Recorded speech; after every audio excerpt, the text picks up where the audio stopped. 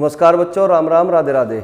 मैं प्रभात कौशिक एक बार फिर से आप सभी का आपके अपने परिवार तक्षशिला एजुकेशन पॉइंट के ऑनलाइन प्लेटफॉर्म पर हार्दिक स्वागत करता हूं।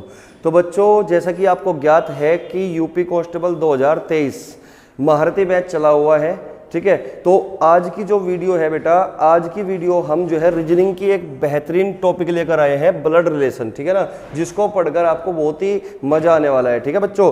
तो अगर बेटा मैं बात करूं इस ब्लड रिलेशन चैप्टर की कि जो ब्लड रिलेशन चैप्टर है ये किस किस एग्जाम के लिए इंपॉर्टेंट है, तो बेटा मैं सबसे पहले एक बात छोटी सी बता दूं कि ऐसा कोई सरकारी एग्जाम नहीं है, चाहे वो छोटा एग्जाम हो चाहे बड़ा एग्जाम हो, जिसमें ब्लड रिलेशन से क्वेश्चन बनाना हो, ठीक है ना। वो हो सकता है कि जो क्वेश्चनों की मात्रा है वो 25 है या 20 है या फिर जो है 50 है, तो उस पर डिपेंड करता है कि कितने क्वेश्चन यहाँ से आ सकते हैं। जैसे कि अगर मैं बात करूँ यूपी कांस्टेबल की, तो यूपी कांस्टेबल में बच्चों 55 से 56 क्वेश्चन आपको रीजनिंग के देखने को मिलेंगे, ठीक है ना। तो उसमें 55 से 56 क्वेश्चन में से लगभग 2 से 3 क्वेश्चन आपको ब्लड रिलेशन से ही देखने को मिलेंगे, ठीक है बेटा। तो ये चैप्टर जो है यूपी कांस्टेबल, चाहे यूपी एसआई हो चाहे यूपी कांस्टेबल हो, दोनों के लिए महत्वपूर्ण होने वाला है, ठीक है। और अगर मैं बात करूं किसी दूसरे वनडे एग्जाम की, तो दूसरे वनडे एग्जाम में भी, चाहे वो एसएससी का एग्जाम हो या फिर यूपी SSC के द्वारा कंडक्ट किया गया एग्जाम हो, यहां तक कि अगर पैट का भी एग्जाम होगा तो उसमें भी यहां से क्वेश्चन को देखने को मिलता है, ठीक है। तो सबसे पहले बेटा हम बात करेंगे कि जो ब्लड रिलेशन है इसमें कितने टाइप के क्वेश्चन एग्जाम में पूछे जा सकते हैं, ठीक है ना। उसके बाद हम जो है चीजों को धीरे धीरे सीक्वेंस बाय सीक्वेंस जो है समझाने का प्रयास करेंगे, ठीक है। तो सबसे पहले समझते हैं बेटा कितने टाइप के क्वेश्चन यहां से बन सकते हैं, ठीक है। देखिएगा, तो ब्लड रिलेशन की बेटा अगर मैं बात करूं कि जो ब्लड रिलेशन है, ब्लड रिलेशन, ठीक है ना, तो यहां से कितने टाइप के क्वेश्चन बनेंगे एग्जाम के अंदर, ठीक है। देखिएगा, तो यहां से बेटा मेनली 3 टाइप के क्वेश्चन एग्जाम में पूछे जा सकते हैं, 3 टाइप के। अब वे 3 टाइप कौन कौन से हो सकते हैं उसको भी एक बार समझने का प्रयास करो, ठीक है। तो सबसे पहला टाइप बेटा हो सकता है कि डायरेक्ट रिलेशन, डायरेक्ट रिलेशन। अब डायरेक्ट रिलेशन का मतलब क्या हुआ? डायरेक्ट रिलेशन का मतलब होगा बेटा यहां पे हमें तथ्य दिए होंगे, यानी कि तथ्यों पर आधारित प्रश्न, डायरेक्ट हमें फैक्ट दिए होंगे, तो मैं लिख सकता हूं उस बात को based on fact, based on fact, ठीक है बेटा। दूसरा जो टाइप बन सकता है बेटा यहां पे, दूसरा टाइप बन सकता है यहां पे indirect relation, indirect relation, indirect relation. अब जो इनडायरेक्ट रिलेशन होगा बेटा वो कैसा होगा? ये होगा बेटा बातचीत पर आधारित या फिर तस्वीर पर आधारित, ठीक है ना। आपने देखे भी होंगे कुछ क्वेश्चन होते हैं कि एक महिला एक तस्वीर की ओर इशारा करते हुए, ऐसे क्वेश्चन यहां से बनते हैं, यानी कि यहां पे 2 आदमियों के बीच में बातचीत होगी और वो जो बातचीत होगी या तो वो किसी तस्वीर के बारे में होगी या किसी आदमी के बारे में होगी, या तो तस्वीर का इंट्रोडक्शन दिया जाएगा वहां पे या फिर किसी व्यक्ति का इंट्रोडक्शन दिया जाएगा, चाहे महिला हो चाहे पुरुष हो, ठीक है बेटा। तो मैं यहां पर कह सकता हूं कि based on communication, based on communication, communication, बात समझ में आई, ठीक है। और अगर मैं बात करूं या फिर बेस्ड ऑन कम्युनिकेशन के साथ साथ मैं कह सकता हूं और फोटो, फोटो, ठीक है। मैं अगर मैं बात करूं बेटा तीसरा जो टाइप है इसका, तीसरा टाइप क्या हो सकता है? तो तीसरा टाइप होता है कोडेड रिलेशन, कोडेड रिलेशन। अब जो कोडेड रिलेशन होगा वो क्या होगा, ठीक है ना। कोडेड रिलेशन क्या होगा? सबसे महत्वपूर्ण जो टाइप है बेटा वो कोडेड रिलेशन ही है, क्योंकि आजकल जो एग्जाम में पूछा जा रहा है वो कोडेड रिलेशन के बारे में ही पूछा जा रहा है। इसी टाइप में से क्वेश्चन बनके तुम्हारे एग्जाम में आ रहे हैं, ठीक है ना बेटा, चाहे वो कोई भी एग्जाम हो, ठीक है। तो कोडेड रिलेशन का मतलब होगा based on symbol, based on symbol या साइन, बेस्ड ऑन सिंबल या मैथमेटिकल साइन, ठीक है बेटा, ठीक है। तो ये जो है पूरे 3 टाइप हमारे इस ब्लड रिलेशन चैप्टर में होते हैं, लेकिन जो तीसरे वाला टाइप है बेटा ये सबसे इंपॉर्टेंट टाइप है। ये आने वाले 2023 या 2024 में जो आने वाले एग्जाम होंगे उसके लिए बेहद इंपॉर्टेंट टाइप है, ठीक है ना। लेकिन ये जो टाइप होगा बेटा ये आप तभी क्लियर कर सकते हो जब आपका पहला टाइप और दूसरा टाइप क्लियर होगा, यानी कि पहला और दूसरा टाइप क्लियर करने के बाद ही आपका ये जो तीसरा टाइप होगा ये पूरा क्लियर होगा, ठीक ठीक है बेटा। तो चलिए बेटा शुरू करते हैं फिर, है ना, इस चैप्टर को कि कहां से किस तरीके से हमें क्या समझना है, क्या पढ़ना है, वो धीरे धीरे सीक्वेंस बाय सीक्वेंस हम चीजों को समझेंगे। तो पहले तो आप इसको नोट कर लो कि जो हमारा ब्लड रिलेशन चैप्टर है इसमें कितने टाइप के क्वेश्चन बनाए जा सकते हैं। ठीक है बेटा, चलिएगा, नोट कर लिया होगा। अब अगर मैं बात करूं फैमिली ट्री की, कि एक फैमिली ट्री, क्योंकि सारा खेल बेटा ब्लड रिलेशन में फैमिली ट्री के ऊपर डिपेंड है, ठीक है ना। जिस बच्चे ने फैमिली ट्री को अच्छे से बना लिया तो समझ लो वो जो है एग्जाम में ब्लड रिलेशन का क्वेश्चन बिल्कुल भी गलत नहीं करेगा, ठीक है ना। सारा खेल फैमिली ट्री पे डिपेंड है। तो फैमिली ट्री क्या होती है एक बार इसको समझने का प्रयास करेंगे भाई, ठीक है ना। फैमिली ट्री, फैमिली ट्री, जिस बच्चे की फैमिली ट्री बिल्कुल साफ सुथरी होगी वो बहुत ही स्पीड के साथ जो है इस क्वेश्चन के आंसर तक जा सकता है, क्वेश्चन को अंजाम दे सकता है, ठीक है। देखिएगा कई बार होता क्या है ब्लड रिलेशन के क्वेश्चन में केवल एक ही क्वेश्चन बन के आएगा, या कई बार ऐसा होगा कि आपको 5-6 लाइन का क्वेश्चन दिया जाएगा और उसके ऊपर 4 से 5 क्वेश्चन आपको दे दिए जाएंगे। तो इस बात का मतलब ये हुआ कि पूरा का पूरा जो क्वेश्चन होगा वो 4 से 5 नंबर का हो सकता है। अगर मैं बात करूं यूपी पुलिस की तो एक क्वेश्चन बेटा 2 नंबर का है, तो इसका मतलब 2 भी अगर क्वेश्चन यहां से बन के आए तुम्हारे यूपी पुलिस में तो इस बात का मतलब 4 जो है 4 नंबर का ये क्वेश्चन होगा, ठीक है ना। तो धीरे धीरे समझना है, ठीक है ना। तो सबसे पहले बेटा हम फैमिली ट्री की बात करेंगे। तो फैमिली ट्री यानी कि तुम खुद खड़े हो यहां पे, सेल्फ, तुम यहां पे खुद खड़े हो, सेल्फ, क्लियर होगी बात। तो खुद से स्टार्ट करना है, ठीक है ना, खुद से स्टार्ट करना है, ठीक है। अगर मैं बात करूं कि आपसे ऊपर वाली जनरेशन कौन सी होगी, तो आपसे ऊपर वाली जो जनरेशन होगी वो आपके माता पिता की होगी, यानी कि पेरेंट्स की होगी, ठीक है। किसकी होगी बेटा, पेरेंट्स की। ये आपसे ऊपर वाली जनरेशन होगी पेरेंट्स की। अब जो माता पिता वाली जनरेशन होगी बेटा, इसी में आपके मामा है, इसी में आपके फूफा है, यानी कि जो मामा फूफा वाली जनरेशन होगी वो वही होगी जो तुम्हारे माता पिता वाली होगी, ठीक है ना। अगर मैं आपके माता पिता की भी बात करूं, इनके भी माता पिता कौन होंगे, तो इनके जो माता पिता होंगे वो तुम्हारे दादा या दादी या फिर नाना या नानी लगेंगे, क्लियर होगी बात। तो मैं कह सकता हूं ग्रैंड पेरेंट्स, ग्रैंड पेरेंट्स, ठीक है बेटा। तो ये हो गए तुम्हारे दादा या दादी या फिर नाना या नानी, क्लियर होगी बात। अगर इनके भी माता पिता की मैं बात करूं तो वे क्या होंगे तुम्हारे, वे पड़दादा या पड़दादी या पड़नाना या पड़नानी, ठीक है ना। तो great grand parents, great grand parents, ठीक है बेटा। तो ये हो गए तुम्हारे ग्रेट ग्रैंड पेरेंट्स। तो आपसे ऊपर 3 पीढ़ियां यानी कि 3 जनरेशन मैंने आपको यहाँ पे प्रदर्शित की, ठीक है ना, 100 की, ठीक है बेटा। अब देखिए बेसिकली जो क्वेश्चन बनता है मोस्टली 3 से जनरेशन से ऊपर क्वेश्चन नहीं जाता, लेकिन बहुत ही रेयर केस हो सकता है कि 3 जनरेशन से भी ऊपर अगर क्वेश्चन चला जाए तो फिर क्या होगा, ठीक है ना। जैसा कि ये आपके माता पिता हुए, ये आपके दादा दादी हुए और ये आपके पड़दादा पड़दादी हुए। अगर इनके भी माता पिता की बात करोगे तो इस बात का मतलब ये नहीं होगा कि पड़ दादा या पड़ दादी या पड़ नाना या पड़ नानी, ऐसा नहीं हो सकता, ठीक है ना। तो वे भी आपके दादा दादी है लेकिन पड़ दादा पड़ नानी ही कहलाएगी, क्लियर हुई बात। लेकिन तुम्हारे एग्जाम में जो क्वेश्चन बनेगा वो ज्यादा से ज्यादा 3 जनरेशन से ऊपर क्वेश्चन नहीं जाता, ठीक है ना। तो ये तो होगी बेटा आपसे ऊपर की पीढ़ी यानी कि आपसे बड़ी जनरेशन वाले, ठीक है ना। लेकिन अगर मैं बात करूं आपसे छोटी जनरेशन के कौन होंगे, तो आपके जो बच्चे होंगे वो आपसे छोटी जनरेशन के हैं यानी कि चाइल्ड। और बच्चों के बच्चे आपके क्या कहलाए बेटा, बच्चों के बच्चे आपके कहलाए बेटा पोते पोती यानी कि ग्रैंड चाइल्ड, ग्रैंड चाइल्ड, ठीक है बेटा। और अगर मैं इनके भी बच्चों की बात करूं तो आपके वे पड़पोते या पड़पोती यानी कि ग्रेट ग्रैंड चाइल्ड,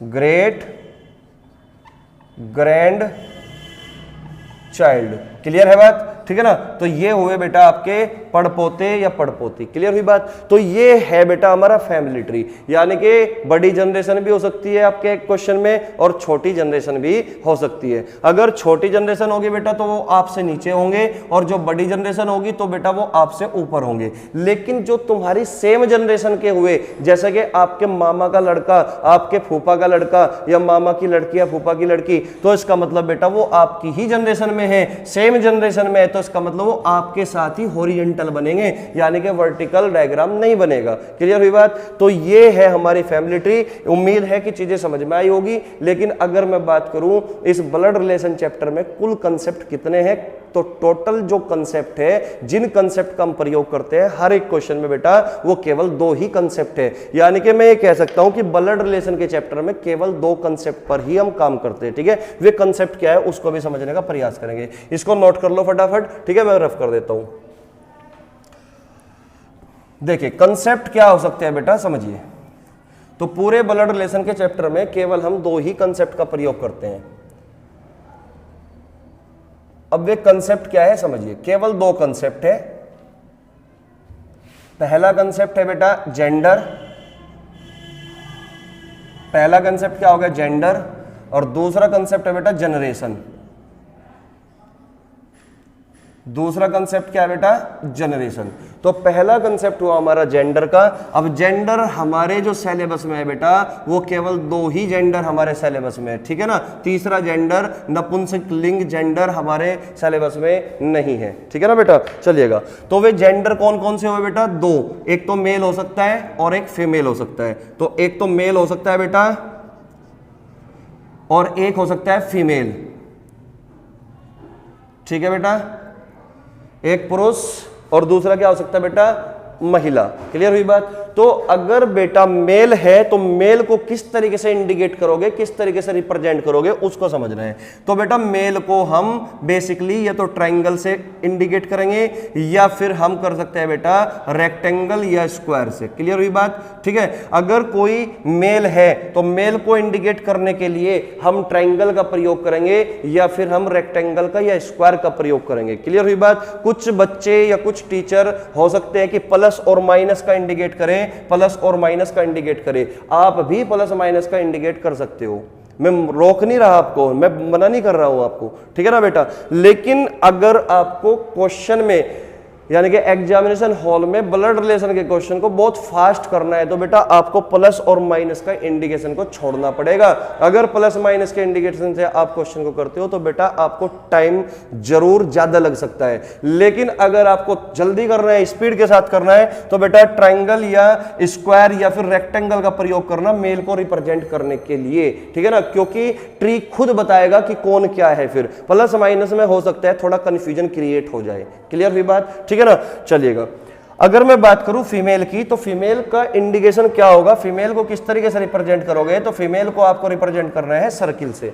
फीमेल को किससे रिप्रेजेंट करोगे, सर्किल से। क्लियर हुई बात? ठीक है। अब अगर मैं बात करूं बेटा जनरेशन की, तो जनरेशन भी बेटा हमारी 2 प्रकार की हो सकती है। जनरेशन भी हमारी 2 प्रकार की हो सकती है। कौन सी? पहली जनरेशन हो सकती है कि जनरेशन सेम हो।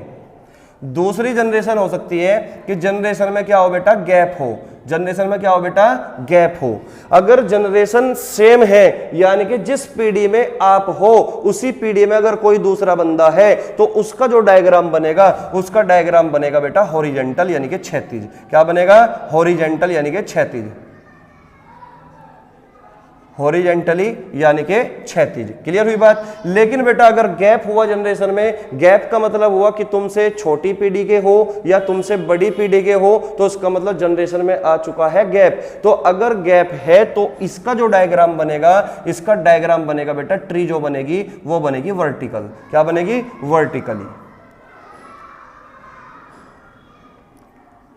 क्लियर है बात? तो केवल और केवल ये 2 कंसेप्ट के ऊपर ही ये पूरा जो चैप्टर है ये टिका हुआ है। ठीक है ना, जिस बच्चे ने साफ सुथरी एकदम क्लीन एंड क्लियर ट्री बनाई उसका क्वेश्चन बहुत ही स्पीड के साथ होगा। अभी यकीन नहीं होगा आपको, अभी जो है थोड़ी देर बाद जो है जब आप क्वेश्चन करोगे, जब आप सीख लोगे चीजों को, तभी आप इस पे यकीन करोगे। ठीक है ना बेटा, तो चलिएगा सीखने का प्रयास करेंगे। इसको एक बार जो है नोट कर लो एक बार। ठीक है ना, नोट कर लो जल्दी से भाई,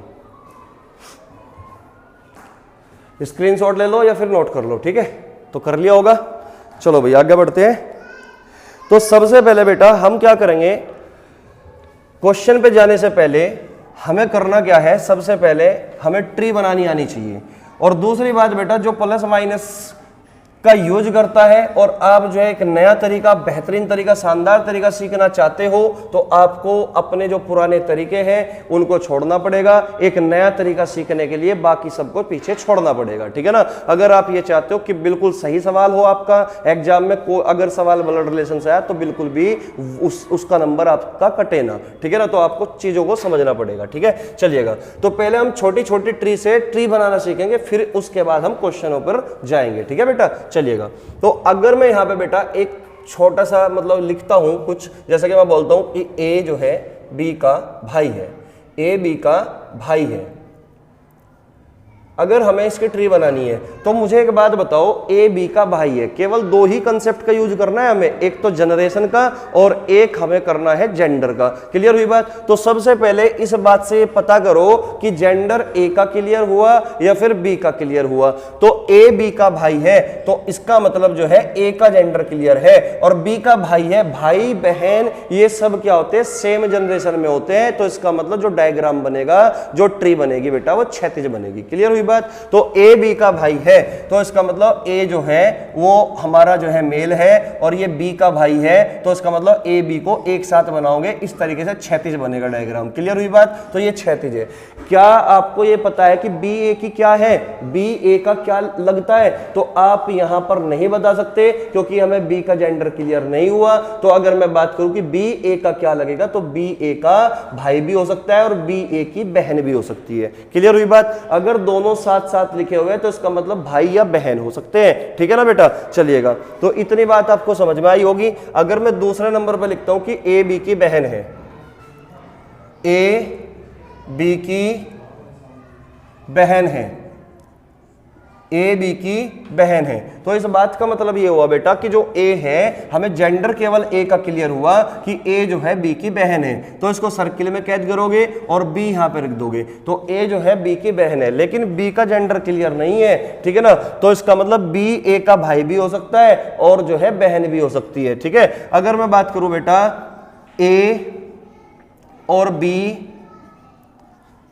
भाई है, ए और बी भाई है, तो इसका मतलब यहां पर हमें ए का भी जेंडर क्लियर है और बी का भी, और जनरेशन सेम है। तो इसका मतलब ए और बी भाई है तो दोनों एक साथ बनेंगे, दोनों का जेंडर हमें क्लियर है कि ए और बी दोनों क्या है बेटा, भाई है, ठीक है ना। अगर मैं बात करूं बेटा कि ए और बी बहनें हैं, ए और बी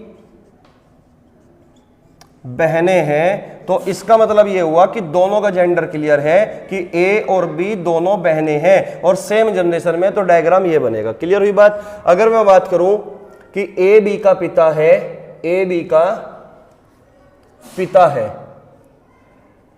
ए बी का पिता है, तो इसका मतलब जनरेशन में आ चुका है गैप और जेंडर क्लियर केवल हमें है ए का। तो ए जो है बी का पिता है, तो इसका मतलब जो डायग्राम बनेगा, जो ट्री बनेगी वो वर्टिकली बनेगी। क्लियर हुई बात। तो ए बी का पिता है तो ए का जेंडर क्लियर हुआ और ए जो है बेटा बी का पिता है, तो बी को रखोगे नीचे क्योंकि बी से ऊपर की जनरेशन में पहुंच गया आप, ठीक है ना। तो ए बी का पिता है तो जेंडर केवल ए का क्लियर है, बी का नहीं है। ठीक इसी प्रकार अगर मैं बात करूं कि ए बी की मां है, ए बी की मां है, तो इसका मतलब यहां पे हमें जेंडर ए का क्लियर हुआ और जनरेशन में है गैप, यानी कि ऊपर की पीढ़ी में चले गए, एक जनरेशन ऊपर पहुंच चुके। तो ए बी की मां है तो ए बी की क्या है बेटा, मां है, ठीक है ना। तो ए मां है, बी जो है ए का पुत्र भी हो सकता है और पुत्री भी हो सकती है क्योंकि हमें बी का जेंडर क्लियर नहीं हुआ।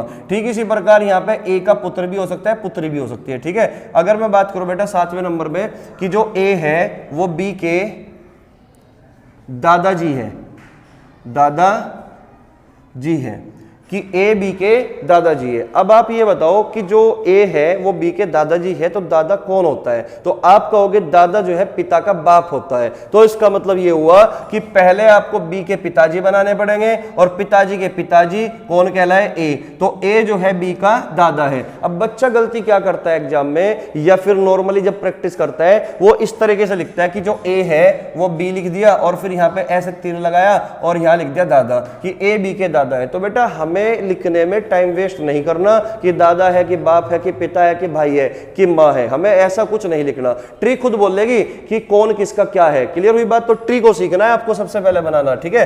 तो ए बी का दादा है। अब दादा कौन होगा, पहले पिता को बनाना पड़ेगा और पिता का जो पिताजी होंगे वो जो है बी के दादाजी होंगे। क्लियर हुई बात। ठीक इसी प्रकार अगर मैं बात करूं 8वें नंबर पे कि जो ए है वो बी की दादी है, ए बी की दादी है, ठीक है, ए बी की दादी है। तो दादी कौन होगी, दादी होगी पिता की मम्मी। तो इसका मतलब क्या हुआ कि यहाँ पे बी हुआ और बी के पिताजी, और पिताजी की मम्मी कौन हुई बेटा, ए। तो इसका मतलब बी की दादी कौन हुई, ए। क्लियर हुई बात। तो ये ट्री बनेगी पहले, ठीक है ना। ठीक इसी प्रकार अगर मैं बात करूं 9वें नंबर पे कि ए बी के नाना है, ए बी के नाना है। तो नाना कौन होगा बेटा, नाना होता है माता का पिता, मम्मी का पिता। तो इसका मतलब पहले हमें बी की क्या बनानी पड़ेगी, मम्मी, और मम्मी के जो पिताजी हुए बेटा वो कौन हुए, ए। तो बी के नाना कौन हुए, ए। क्लियर हुई बात। ठीक इसी प्रकार अगर मैं बात करूं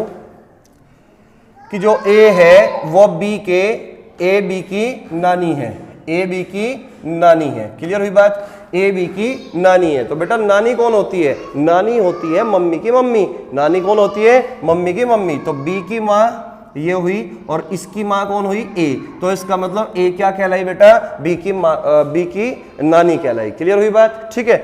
अगर मैं बात करूं बेटा 11वें नंबर पे कि जो ए है वो बी के चाचा है, ए बी के चाचा है। तो बेटा आप मुझे बताओगे कि चाचा कौन होते हैं। तो अगर चाचा से मेरे एक बात दिमाग में आई कि क्वेश्चन में कभी भी आपको ताऊ नहीं मिलेगा कि ए बी के ताऊ है। क्लियर हुई बात। तो ताऊ की जगह चाचा का इस्तेमाल करता है एग्जामिनर कि ए बी के चाचा है, और जो चाचा होते हैं बेटा वो पिता के भाई होते हैं। तो इसका मतलब ये हुआ कि पहले हमें बी के पिताजी बनाने पड़ेंगे, और बी के पिताजी हुए ये, और इनके जो भाई होंगे वो हुए ए। तो इसका मतलब ए जो हुआ वो बी के चाचा हुए।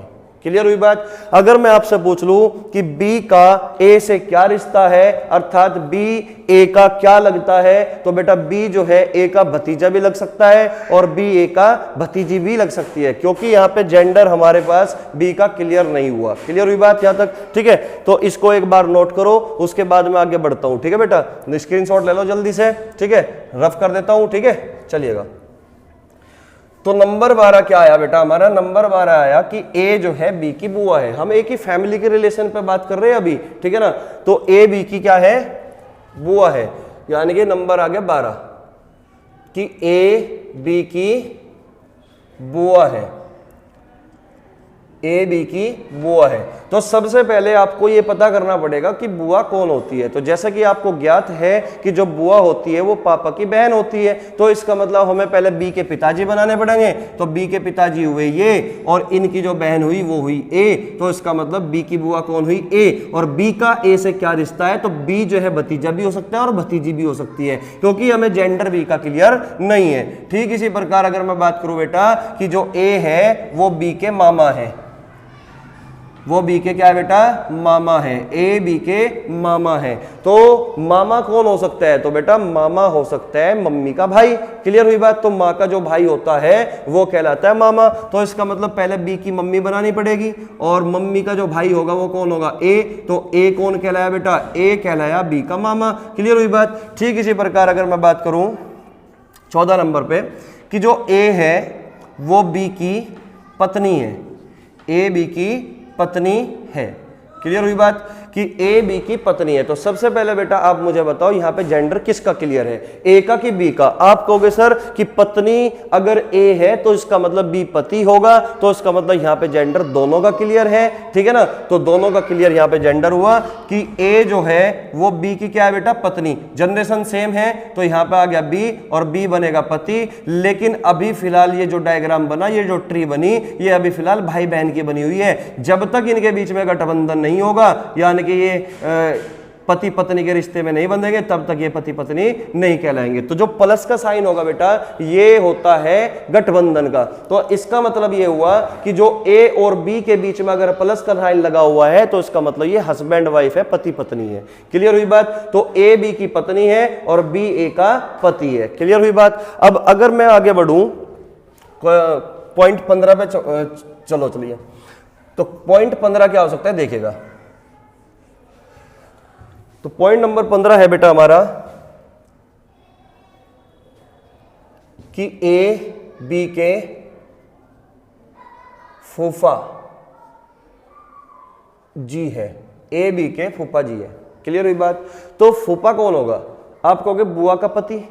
अब बुआ का पति कौन, ठीक है ना, तो बुआ का पति और बुआ कौन होगी, पिता की बहन। तो इसका मतलब पहले बी का पिता बनेगा और फिर इसकी बहन बनेगी, और बहन ने कर ली शादी किससे, ए से, तो इसका मतलब ये हुआ कि जो ए है वो बी का फूफा लगा। क्लियर हुई बात। तो इस तरीके से फैमिली ट्री बनानी है आपको, ठीक है।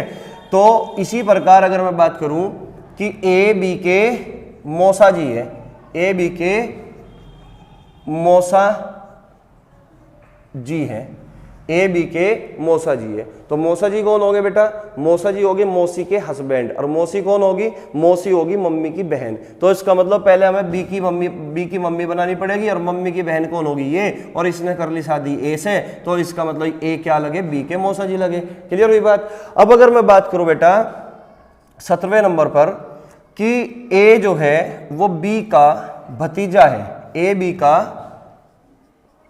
भतीजा है, ए बी का भतीजा है। अब भतीजा कौन होगा, भतीजा होगा बेटा भाई का लड़का, यानी कि भाई का पुत्र। तो ए बी का भतीजा है, तो पहले हमें क्या बनाना पड़ेगा, बी का भाई बनाना पड़ेगा, तो ये बी का भाई कहलाया, और इसका जो पुत्र होगा वो कौन होगा बेटा, ए। तो इसका मतलब ये हुआ कि जो ए है वो बी का भतीजा है। लेकिन अगर मैं आपसे बात पूछ लूं कि बी का ए से क्या रिश्ता है, कि बी ए का क्या लगेगा, तो आप कहोगे सर बी जो है ए की बुआ भी लग सकती है, और बी जो है ए का चाचा भी लग सकता है, ठीक है। इसी प्रकार अगर मैं बात करूं पॉइंट नंबर 18 कि ए बी का पोता है,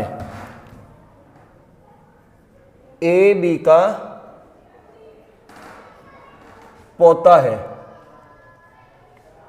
ए बी का पोता है, तो बी का पोता कौन हुआ, ए। तो पोता कैसे बनेगा, पोता बनेगा बेटे का बेटा। इसका मतलब यह हुआ कि पहले बी का बेटा और इस बेटे का फिर बेटा कौन हुआ, ए।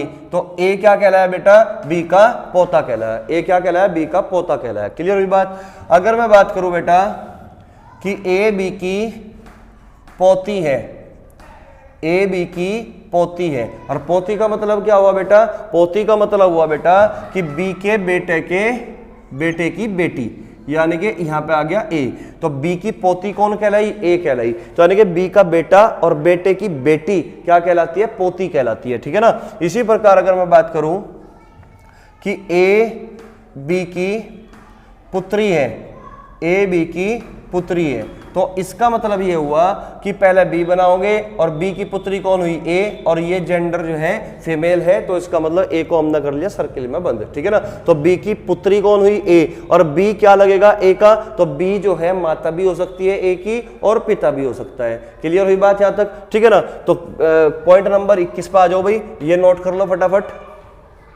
चलिए पॉइंट नंबर 21 क्या हो सकता है समझिएगा, कि जो ये टर्मिनोलॉजी है बेटा, ये जो है ना हमारे क्वेश्चन में मिलेगी। अगर हमें इनको बनाना नहीं आता तो आप जो है बिल्कुल साफ सुथरी ट्री नहीं बना सकते, और अगर आप ट्री नहीं बना पाओगे तो आपका जो क्वेश्चन करने का ढंग होगा, तरीका होगा, उसमें आप जो है ना बहुत ही टाइम वेस्ट कर दोगे। तो इसलिए आपको छोटी छोटी चीजों का पता होना चाहिए, उसी के बाद आप क्वेश्चन को सही तरीके से कर सकते हो या कर पाओगे, ठीक है बेटा। तो पॉइंट नंबर 21 है बेटा, मैं बोलता हूं यहां पे कि ए जो है बी की पुत्र वधु है, पुत्र वधु है, पुत्र वधु है। तो जो ए है बेटा वो क्या है, पुत्र वधु, किसकी, बी की। तो इसका मतलब बी के बेटे ने ए से शादी कर ली, यानी कि पुत्र वधु क्या होगा, पुत्र वधु का मतलब यही तो होगा कि पहले बी का बेटा और बी का जो बेटा होगा इसने कर ली किससे शादी, ए से कर ली। तो इसका मतलब ए क्या कहलाई, ए कहलाई बी की पुत्र वधु, यानी कि बी के बेटे की वाइफ क्या कहलाई, पुत्र वधु। क्लियर हुई बात। अगर मैं यहां पे आपसे पूछ लूं कि बताइए बी का ए से क्या संबंध है, तो इसका मतलब जो बी लगेगा ए का वो ससुर भी हो सकता है और सास भी हो सकती है, क्योंकि हमें यहां पे जेंडर जो है बी का क्लियर नहीं है। ठीक इसी प्रकार अगर मैं 22वें पॉइंट पर बात करूं कि ए बी का दामाद है, ए बी का दामाद है। तो बेटा दामाद कौन हो सकता है? दामाद हो सकता है कि यहाँ पे बी की बेटी ने शादी किससे की? ए से की, यानी कि बेटी का जो वाइफ वो हस्बैंड होता है, बेटी का जो हस्बैंड होता है वो बनता है दामाद, ठीक है ना। तो ए जो है बी का दामाद है, तो इसका मतलब बी की जो बेटी है, बेटी कौन हुई ये? तो बी की बेटी ने किससे शादी कर ली बेटा? ए से शादी कर ली। तो इसका मतलब जो हुआ ये जो ए है ये बी का क्या कहलाया बेटा? ये दामाद कहलाया। क्लियर हुई बात? बी की बेटी ने शादी किससे की? ए से। लेकिन अगर मैं बात कर लूं कि बी का ए से क्या रिश्ता है, तो बी बेटा ससुर भी हो सकता है ए का, और जो है सास भी हो सकती है ए की। क्लियर हुई बात यहां तक? तो आप जल्दी से नोट करो इस बात को, ठीक है ना। आगे बढ़ते हैं फिर। तो पॉइंट नंबर 23, पॉइंट नंबर 23, जैसे मैं बोल दूं कि ए बी की भाभी है, ए बी की भाभी है। अब भाभी कौन हो सकती है बेटा? ए जो है बी की भाभी है। तो भाभी का मतलब क्या होगा कि भाई की जो वाइफ होती है वो क्या कहलाती है? भाभी कहलाती है। भाई की जो वाइफ होती है वो क्या कहलाती है? भाभी कहलाती है। तो जो ए है वो बी की भाभी है, तो इसका मतलब बी का जो भाई होगा, बी का भाई ये है, और इसने जो शादी की वो ए से की, तो इसका मतलब बी की भाभी कौन कहलाई? ए कहलाई। अब जो बी है वो ए का क्या लगेगा? तो बेटा बी जो है ए का देवर भी हो सकता है, और बी जो है ए की ननंद भी हो सकती है, क्योंकि बी का जेंडर क्लियर नहीं हुआ। अगर बी मेल है तो ए का देवर लगेगा, अगर बी फीमेल है तो इसका मतलब ए की जो है ननंद लगेगी। क्लियर हुई बात? ठीक है, अब आगे बढ़िए। इस बात को आप समझ चुके होंगे।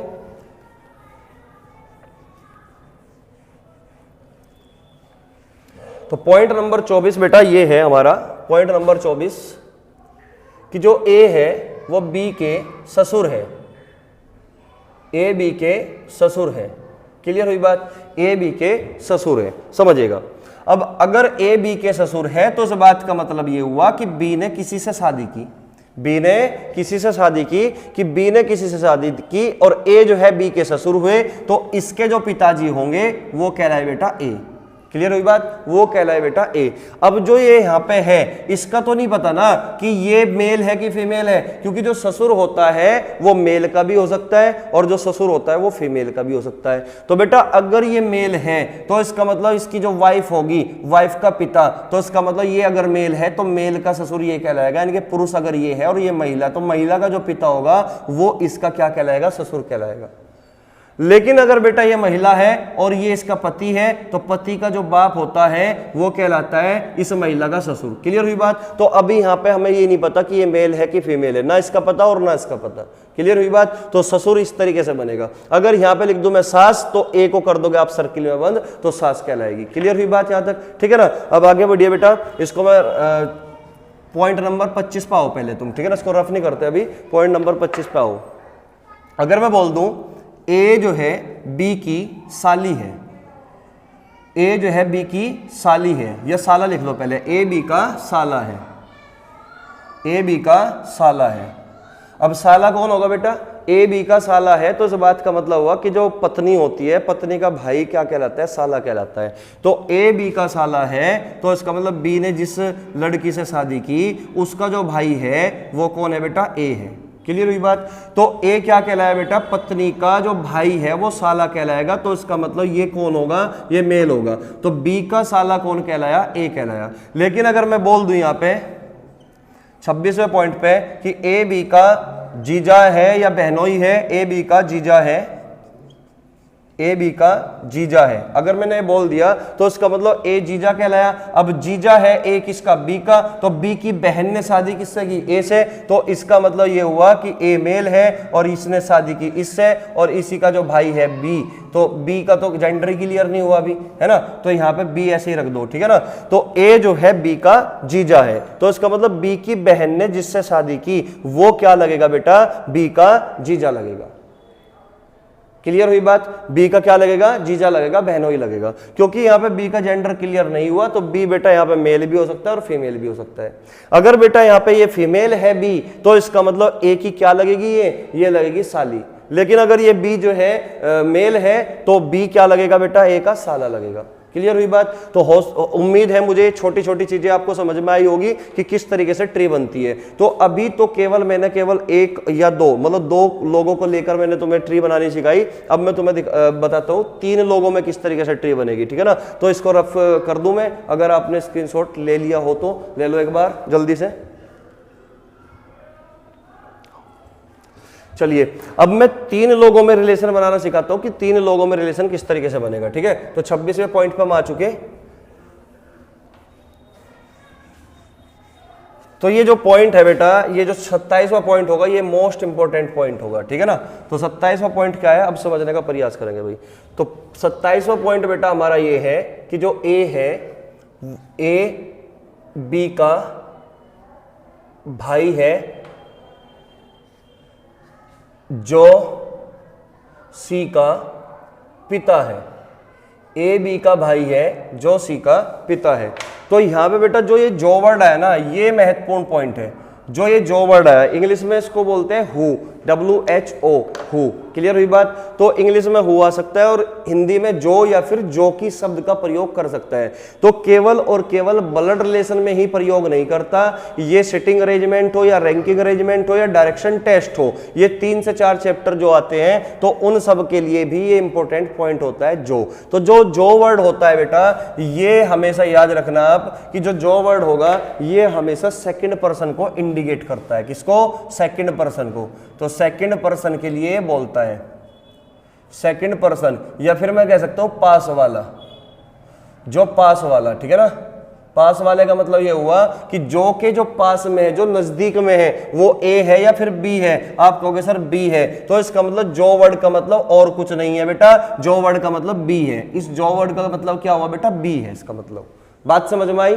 ठीक है ना? तो समझिए बेटा, तो यहां पे क्या लिखा हुआ है कि ए बी का भाई है जो का मतलब क्या हुआ? बी। तो याद रखना जो हमेशा सेकंड पर्सन के लिए इंडिकेट करेगा, यानी कि पास वाले के लिए, ठीक है ना? तो बी सी का पिता है। तो इसकी जो ट्री बनेगी वो किस तरीके से बनेगी समझिएगा।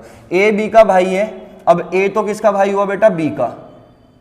अब ये कह रहा है कि जो का मतलब है बी, तो बी सी का पिता है, तो सी का पिता कौन हुआ बेटा? बी। तो यानी कि यहाँ पे जो जेंडर क्लियर हुआ बेटा वो ए का भी है और बी का भी है, लेकिन हमें सी का जेंडर क्लियर नहीं हो पाया। अगर मैं यहाँ पे बात करूं कि बताइए सी का ए से क्या रिश्ता है, तो सी का ए से क्या रिश्ता है, तो इसका मतलब सी जो है ए की भतीजी भी हो सकती है और भतीजा भी हो सकता है। लेकिन अगर मैं बात करूं कि ए का सी से क्या रिश्ता है, तो बेटा ए जो है सी का अंकल लगेगा, चाचा लगेगा, लेकिन ऑप्शन में कभी भी ताऊ नहीं आएगा। इस बात को याद रखना, ठीक है ना? अगर मैं बात करूं 28वें पॉइंट में कि ए जो कि बी का भाई है, सी का पिता है, सी का पिता है। अगर इस तरीके से लिखा आ गया कोई भी सेंटेंस, ए जो कि बी का भाई है, सी का पिता है, तो इसका मतलब जो की वर्ड हुआ, यानी कि जो ये वर्ड हुआ ये हमेशा पास वाले के लिए, यानी कि पहले वाले के लिए, यहाँ पे जो पहला वर्ड होगा, यानी कि ए के बाद जो की आया तो जो की वर्ड इसके लिए बोला, यानी कि बी के लिए नहीं बोला। क्लियर हुई बात? तो ए किसका भाई है बेटा? बी का। तो ए किसका भाई हुआ? बी का। लेकिन यहां कहा कि ए जो कि बी का भाई है, सी का पिता है। किसका पिता है बेटा? सी का पिता है। तो इसका मतलब जो ए है वो सी का पिता बनेगा, जो ए है वो यहाँ पे सी का पिता बनेगा, न कि बी। क्लियर हुई बात? तो ए जो कि बी का भाई है, सी का पिता है, तो ए ही है, बी का भी भाई ए है और सी का भी पिता ए है। क्लियर हुई बात? तो देखो एक वर्ड से क्या चेंज हुआ ट्री में। क्लियर हुई बात? इस बात को आपको समझ के चलना पड़ेगा। अगर मैं यहाँ पे 29वें पॉइंट में लिख दूं कि ए बी का भाई है और सी का पिता है, ए बी का भाई है, ए बी का भाई है और सी का पिता है, ए बी का भाई है और सी का पिता है। तो यहां पे एक नई टर्म यहां पे आपको देखने को मिली होगी, ये जो और वर्ड है। तो बेटा और के बारे में आपको समझ के चलना है। जो और वर्ड होगा बेटा हमेशा याद रखना, ये फर्स्ट पर्सन को इंडिकेट करती है। ये फर्स्ट पर्सन यानी कि दूर वाले को, दूर वाला, दूध वाला नहीं, दूर वाला, बात समझ में आई। तो दूर वाले को इंडिकेट करेगी, इस बात को हमेशा याद रख के चलना है आपको, ठीक है ना। तो इसका मतलब ए जो है वो बी का क्या है बेटा, भाई है। सेम जनरेशन है ए और बी की, लेकिन जेंडर हमें ए का क्लियर है, बी का नहीं है। तो ए बी का भाई है। और का मतलब यहाँ पे क्या होगा बेटा, ए से मतलब है इसका, और यानी कि फर्स्ट पर्सन, और फर्स्ट पर्सन क्या होगा बेटा ए, और ये बी क्या होगा, सेकंड पर्सन। तो इसका मतलब ये हुआ कि ए सी का पिता है, तो ए जो है सी का पिता है। तो ना तो यहाँ पे जेंडर क्लियर हुआ बी का और ना जेंडर क्लियर हुआ सी का, तो सेम ही डायग्राम बनेगा, सेम ट्री बनेगी इन दोनों की। बात समझ में आई, ठीक है ना। अगर मैं ये लिख दूं कि ए जो है बी का भाई है, फिर कोमा लगा दूं सी का पिता है, सी का पिता है, इस तरीके से लिख दिया कि ए बी का भाई है, सी का पिता है। तो इसका मतलब जो ये कोमा है, इसका जो मतलब होगा ये और से ही होगा। किससे मतलब होगा, और से, जो की वर्ड से कोई मतलब नहीं होगा। तो इस कोमा का मतलब यहाँ और से ही है। तो इसका मतलब ए अगर बी का भाई है, ए अगर बी का भाई है और सी का पिता है, तो इसका मतलब जो है ए ही सी का पिता होगा। तो कोमा का भी जो है प्रयोग कर सकता है एग्जामिनर। तो आपको यहाँ पे कंफ्यूज होने की कोई जरूरत नहीं है कि यहाँ पे ना तो जो वर्ड आया और ना और वर्ड आया। क्लियर हुई बात यहाँ तक, ठीक है। तो बेटा मैं उम्मीद करता हूँ कि ये छोटी छोटी टर्मिनोलॉजी आपको समझ में आई होगी, और किस तरीके से हम डायग्राम बनाते हैं, किस तरीके से हम क्वेश्चन का आंसर तक पहुंचते हैं। तो वो एक ही रास्ता है, केवल दो कंसेप्ट, जेंडर और जनरेशन। तो जेंडर और जनरेशन का अगर आपने ध्यान से काम कर लिया इस पर, तो इसका मतलब तुम्हारी जो ट्री बनेगी वो बिल्कुल साफ सुथरी बनेगी, और सवाल चाहे 4 पूछ ले चाहे 5 पूछ ले, हर एक सवाल का आंसर बिल्कुल सटीक निकलेगा। क्लियर हुई बात, ठीक है ना। अच्छा, कई बार क्या करता है, पुत्र वधु का प्रयोग ना करके वो बहू का इस्तेमाल कर लेता है कि भाई रामफल की बहू, समझ रहे बात को। तो बहू का मतलब ये नहीं हुआ बेटा यहाँ पे कि पत्नी से मतलब नहीं है बहू का, बहू का मतलब होता है पुत्र वधु से ही, ठीक है ना। कई बार एग्जामिनर बच्चों को कंफ्यूज करने के लिए करता है ये गड़बड़ी, क्योंकि जो गांव देहात के बच्चे हैं तो उनको तो यही पता है ना कि रामफल की बहू बोल दिया, तो इस बात का मतलब ये हुआ कि उसकी पत्नी बोल दिया, ठीक है ना। तो बहू का मतलब पुत्र वधु से होता है, इस बात को हमेशा याद रखना। एग्जामिनर जानबूझ के ऐसे शब्द का प्रयोग करता है ताकि बच्चा कंफ्यूज हो और वो अपना सवाल गलत करे, क्योंकि कंपटीशन इतना ज्यादा हाई है, कुछ ना कुछ तरीकों से तो एग्जामिनर जो है बच्चों को बाहर करेगा ही ना करेगा, समझ रहे बात को। तो आपको यहाँ पर कंफ्यूज होने की बिल्कुल भी जरूरत नहीं है। तो ये सारी जो टर्मिनोलॉजी थी, ट्री किस तरीके से बनेगा वो आप यहाँ पे समझ चुके होंगे। बस मैं आपसे एक छोटी सी उम्मीद ये रखता हूँ कि आप जो प्लस माइनस का या फिर आप तीर कमांड का प्रयोग कर रहे थे उसको आपको छोड़ना पड़ेगा, तभी आप जो है इस चीज को, नई चीज को सीख पाओगे, तभी अपने क्वेश्चन के अंजाम तक तुम पहुंच पाओगे, ठीक है ना। तो चलिए बेटा क्वेश्चन की शुरुआत करेंगे, ठीक है बेटा। चलिएगा, इसको मैं रफ कर देता हूं, इसको नोट कर लिया होगा आपने। तो अब ये जो ब्लड रिलेशन था, ब्लड रिलेशन में 3 टाइप के क्वेश्चन बनेंगे। अब 3 टाइप के क्वेश्चनों में से जो 3 टाइप के क्वेश्चन होंगे बेटा, इन 3 टाइप के क्वेश्चन में से जो पहला टाइप होगा, हम सबसे पहले पढ़ेंगे पहले वाले टाइप को, यानी कि डायरेक्ट रिलेशन को। डायरेक्ट रिलेशन जब हमारा कंप्लीट होगा उसके बाद हम पढ़ेंगे इनडायरेक्ट रिलेशन को। जब ये दोनों कंप्लीट होंगे तब हम पढ़ेंगे तीसरे वाले को, कोडेड रिलेशन को। क्योंकि कोडेड रिलेशन को तभी तुम समझ सकते हो ढंग से जब तुम्हारा पहला टाइप और दूसरा टाइप बिल्कुल एकदम क्लियर होगा, ठीक है ना। तो सबसे पहले अपनी कॉपी पे हेडिंग लगा लो बेटा, डायरेक्ट रिलेशन, यानी कि type first. Type first, direct relation, direct relation. तो पहला सवाल यहां पढ़ो बेटा, दिख गया होगा आपको, ठीक है ना। तो पहला सवाल क्या होगा मैं पढ़ के बोलता हूं, ठीक है ना। चलिएगा,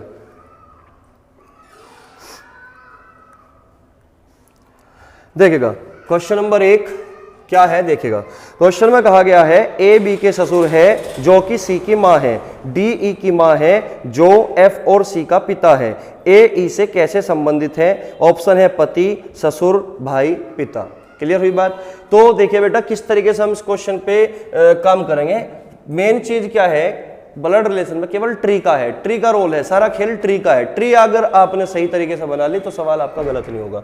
तो देखिएगा भाई, ए बी के ससुर है, तो ए कौन हुआ बेटा, बी के ससुर। तो इसका मतलब बी ने किसी से शादी की, बी ने किसी से शादी की, इससे शादी कर ली भाई बी ने, ठीक है ना। देखिएगा ए कौन है बेटा, बी के ससुर। तो बी ने जिससे शादी की उसके जो पिता है वो कौन है बेटा, ए है। तो यानी कि ए क्या है, ससुर किसके, बी के। अब बी अगर मेल है तो भी ये ससुर कहलाएगा, और बी अगर फीमेल है तो भी ससुर कहलाएगा, क्योंकि बी ने जिससे शादी की उसके जो पिता होंगे वो बी के ससुर बनेंगे। क्लियर हुई बात, आगे बढ़िए।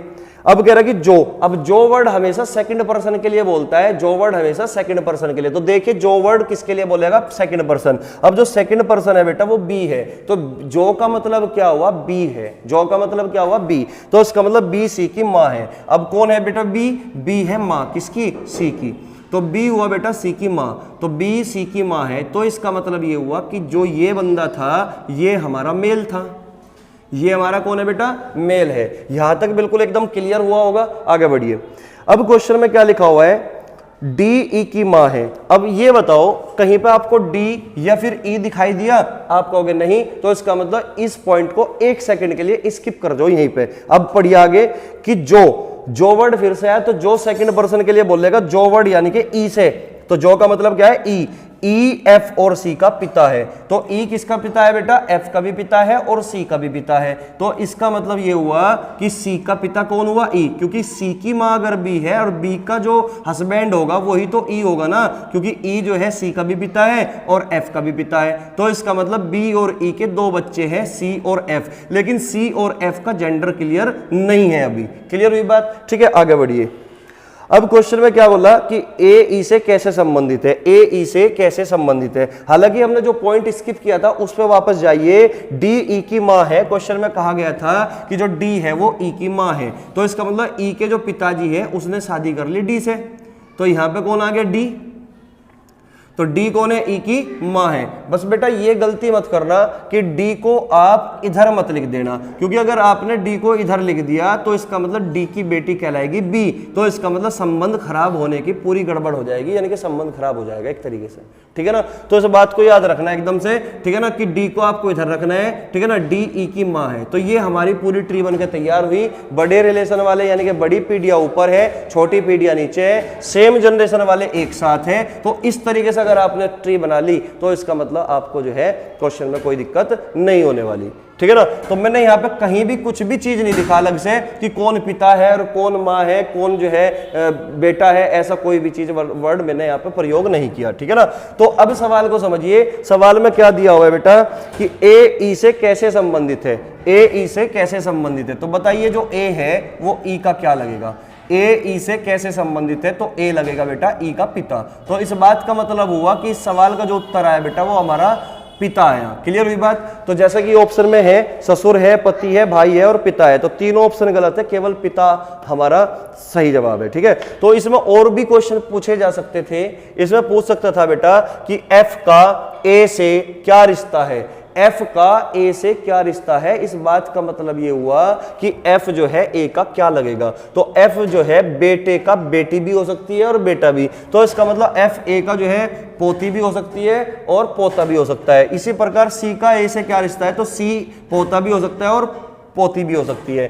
लेकिन अगर सवाल में पूछ ले कि ए का एफ से क्या संबंध है, यानी कि ए जो है एफ का क्या लगेगा, तो दादा लगेगा, सी का भी क्या लगेगा, दादा लगेगा, और पूछ लिया जा कि बी का ए से क्या संबंध है, तो बी ए का क्या लगेगा, तो इसका मतलब बी जो है ए की पुत्रवधू लगेगी। क्या लगेगी बेटा, बी ए की पुत्रवधू लगेगी। क्लियर हुई बात यहाँ पे, ठीक है। अगर इसमें सवाल में पूछ लिया जाए कि डी का बी से क्या संबंध है, तो डी जो है बी की सास लगेगी, क्या लगेगी बेटा, सासू माँ लगेगी। क्लियर हुई बात। तो उम्मीद करता हूं कि ये क्वेश्चन बढ़िया तरीके से एकदम समझ में आया होगा। तो नेक्स्ट क्वेश्चन की ओर बढ़ते हैं, देखिएगा अगला क्वेश्चन, ठीक है, क्वेश्चन नंबर 2।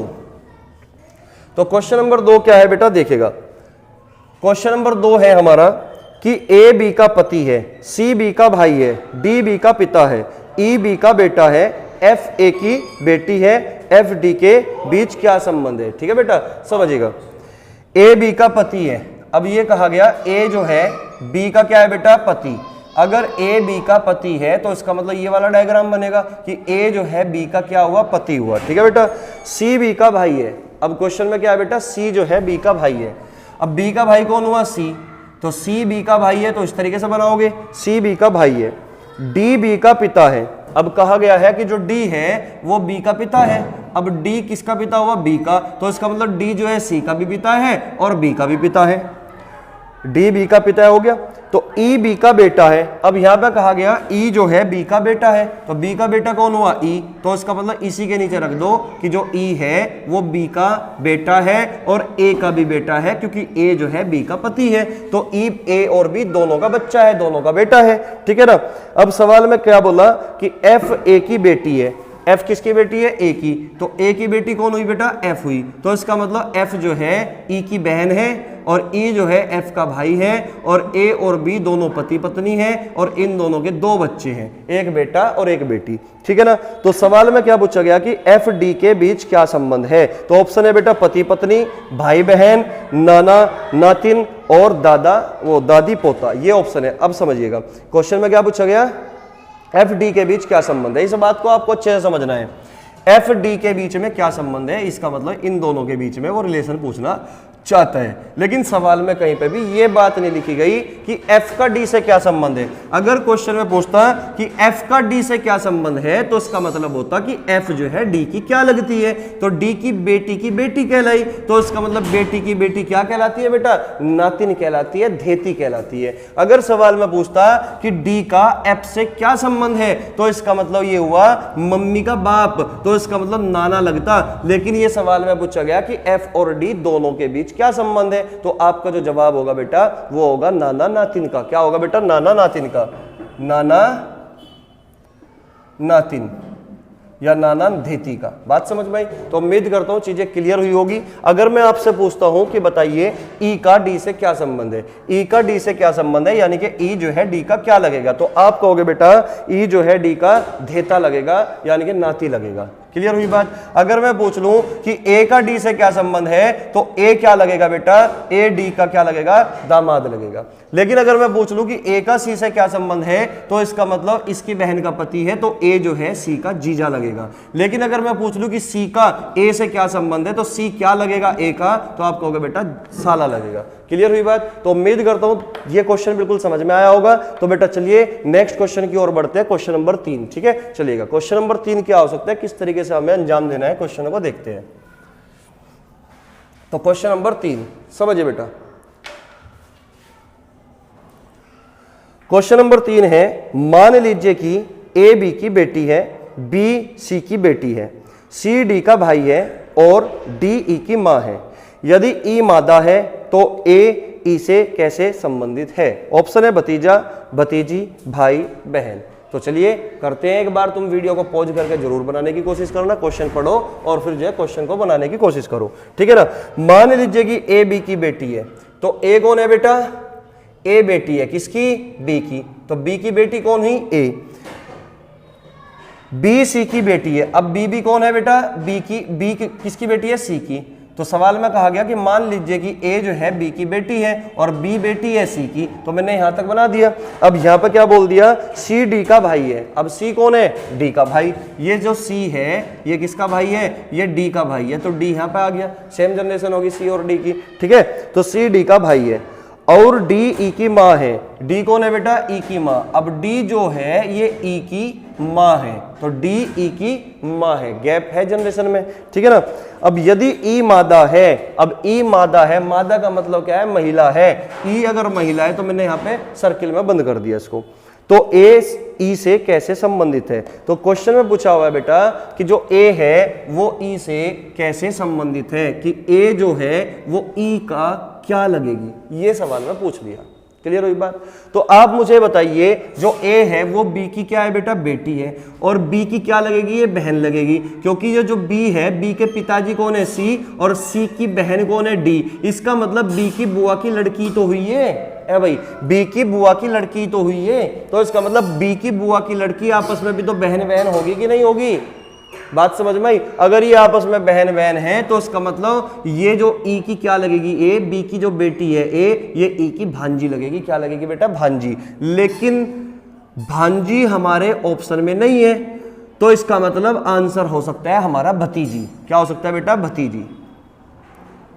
क्योंकि भांजी और भतीजी इन दोनों का रिश्ता एक ही माना जाता है हमारे सिलेबस के अकॉर्डिंग। बात समझ में आई? अगर ऑप्शन में भांजी नहीं है भतीजी है तो आंसर भतीजी लगाओगे, अगर भतीजी नहीं है भांजी है तो आंसर भांजी लगाओगे, क्योंकि सेम ही रिलेशन होता है इसमें। तो ऑप्शन डिपेंडेंट क्वेश्चन बना हुआ है ये। इसका मतलब ये नहीं है कि आप क्वेश्चन देखो और आप कहोगे एक सवाल तो गलत ही आ रहा था, ऑप्शन ही मैच नहीं कर रहे थे। तो जानबूझ के ऐसे ऑप्शन डाले जाते हैं ताकि कुछ बच्चे छोड़ दे और कुछ बच्चे जो है अपना आंसर सही दे के आए। क्लियर हुई बात? तो क्वेश्चन नंबर 4 पे चलते हैं बेटा, ये आपके समझ में आया होगा। क्वेश्चन नंबर 4 को देखते हैं भाई। क्वेश्चन नंबर 4, तो क्वेश्चन नंबर 4 क्या होगा समझिए बेटा।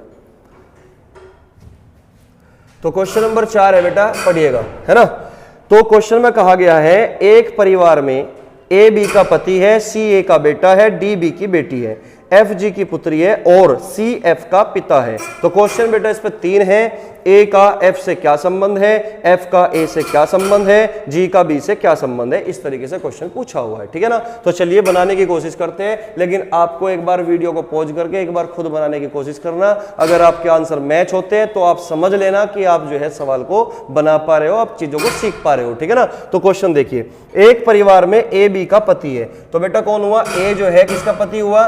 ए जो है बी का पति हुआ। किसका पति? बी का। तो ये हो गया पत्नी, ए बी का पति, ठीक है।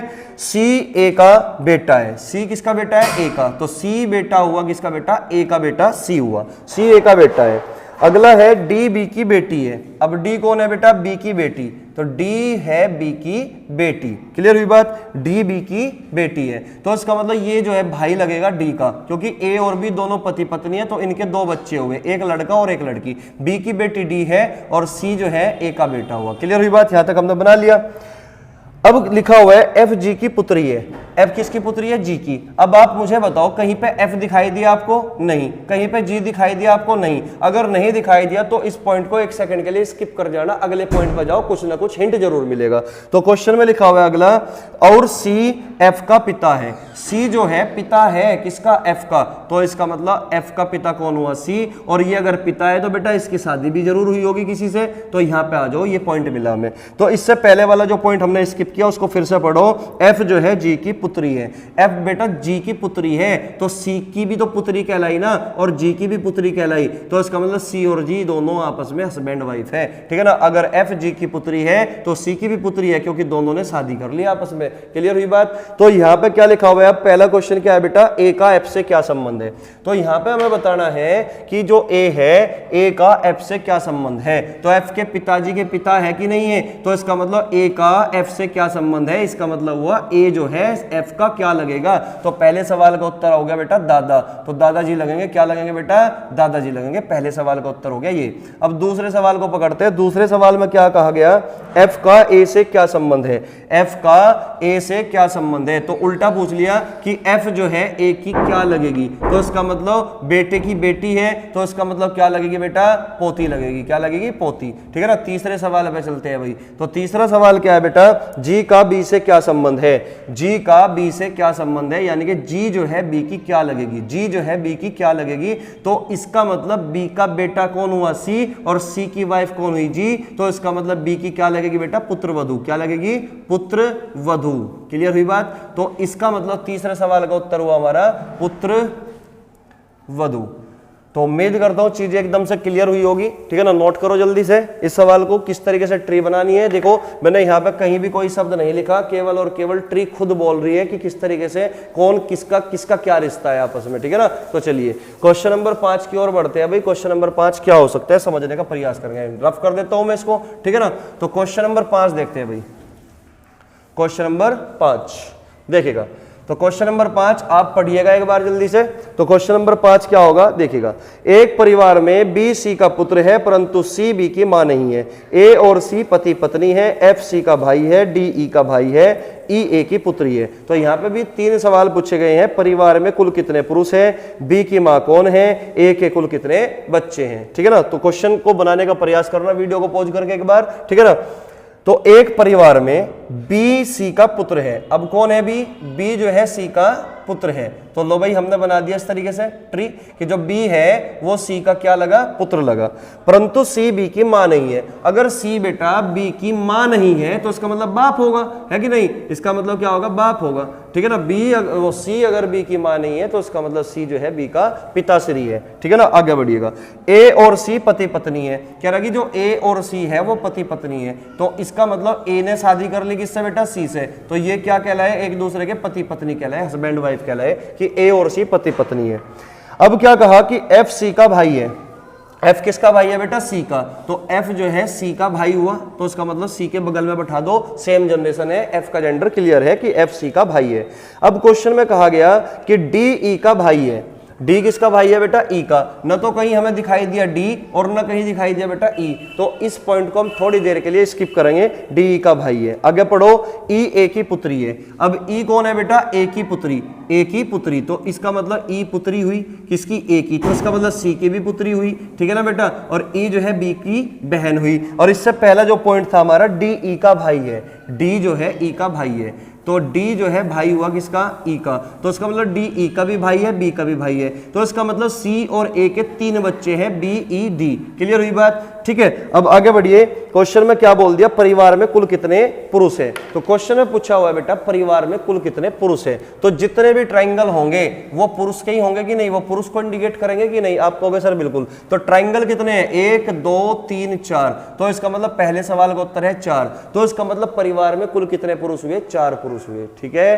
तो पॉइंट नंबर 2 क्या है हमारा, क्वेश्चन नंबर 2 कि बी की मां कौन है, तो आप मुझे बताइए बी की मां कौन है। भाई बी का पिता अगर सी है और सी ने शादी की ए से, तो इसका मतलब बी की जो मां बनेगी वो ए ही तो बनेगी। क्लियर हुई बात, दूसरे सवाल का उत्तर हुआ ए। अब तीसरा जो क्वेश्चन है बेटा, तीसरा क्वेश्चन हमारा ये है, ए के कुल कितने बच्चे हैं, तो ए के कुल कितने बच्चे, तो बेटा 3 बच्चे हैं, जिसमें से 2 लड़के हैं और 1 लड़की है, तो बच्चे कितने हुए बेटा 3। बच्चे का मतलब लड़का नहीं होता, बच्चे का मतलब लड़की नहीं होता, बच्चे का मतलब लड़का और लड़की कुल मिलाकर कितने हुए, तो इसका मतलब 3। क्लियर हुई बात, तो 3 बच्चे हुए, क्लियर, ठीक है। तो ये हुए हमारे तीनों क्वेश्चनों का आंसर। तो उम्मीद करता हूं चीजें क्लियर हुई होगी। लेकिन अगर मैं सवाल में आपसे पूछ लूं कि डी का एफ से क्या रिश्ता है, तो बताइए जरा क्या रिश्ता होगा, ठीक है ना। तो डी का एफ से क्या रिश्ता होगा, तो डी का एफ से बेटा क्या रिश्ता होगा, यानी कि डी एफ का क्या लगेगा, भतीजा लगेगा। ई का एफ से क्या रिश्ता है, ई क्या लगेगी, एफ की भतीजी लगेगी, ठीक है ना। बी का एफ से क्या रिश्ता है, तो बी क्या लगेगा, एफ का भतीजा लगेगा। लेकिन क्वेश्चन में अगर मैं पूछ लूं कि एफ का ई से क्या रिश्ता है, कि एफ क्या लगेगा ई का, तो चाचा लगेगा, यानी कि तीनों का चाचा लगेगा एफ। बात समझ में आई। तो ये जो 5 क्वेश्चन थे बेटा, ये बहुत ही नॉर्मली क्वेश्चन है, बिल्कुल जीरो से मैंने क्वेश्चन को लेके चला और धीरे धीरे सिक्वेंस बाय सिक्वेंस हम ठीक ठाक लेवल के क्वेश्चन लेकर आएंगे, यानी कि जो एग्जाम में पूछे हुए प्रीवियस के क्वेश्चन में लेकर आऊंगा। ये भी प्रीवियस की है, क्योंकि पढ़ाने का मतलब ये नहीं कि एकदम से मैं तुम्हें एकदम बड़े बड़े क्वेश्चन करा दूं, है ना। तो पहले तो बेस क्लियर करेंगे, नींव जड़ों को मजबूत करते हुए हम चलेंगे बढ़िया सवालों की तरफ, ठीक है ना। तो चलिए बेटा इस क्लास को यहीं पे विराम देते हैं, क्योंकि फिर क्लास जो है ज़्यादा लंबी हो जाएगी और जो है नेक्स्ट वीडियो में मिलेंगे, आगे के क्वेश्चन को हम अगली वीडियो में अंजाम देंगे, ठीक है। तो तब तक के लिए बेटा पढ़ते रहिए, खुश रहिए। जय हिंद, जय भारत।